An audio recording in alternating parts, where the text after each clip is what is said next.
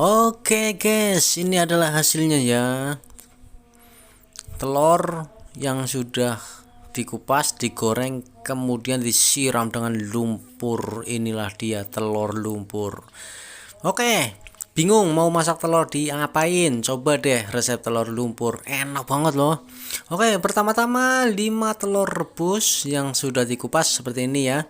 Kemudian kita tusuk-tusuk yang banyak ya. Lalu digoreng. Dibolak-balik dan kalau sudah matang diangkat. Oke, selanjutnya ditiriskan terlebih dahulu. Dan ini siapkan setengah sendok teh gula pasir, setengah sendok teh garam, dan seperempat sendok teh penyedap.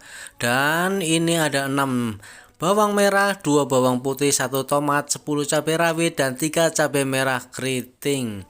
Oke, selanjutnya bumbu tersebut lalu dimasukkan air sedikit untuk di blender ya.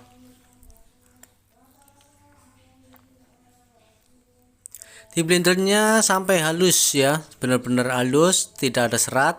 Oke, selanjutnya kita ambil dan kita tumis. Siapkan minyak panas dengan api sedang, kemudian masukkan bumbu yang sudah di blender tadi ya.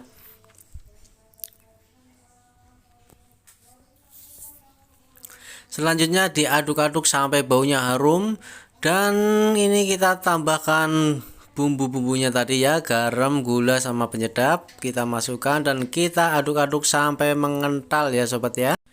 Oke sobat, selanjutnya kita masukkan sepertiga ruas jari lengkuas ya, yang diiris-iris. Nah selanjutnya ini telurnya kita masukkan ya.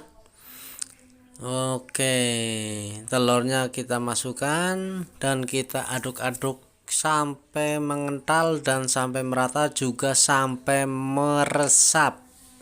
Kemudian dicobain, dan kalau sudah cocok karo impen atau enak, kita angkat. Nah seperti ini.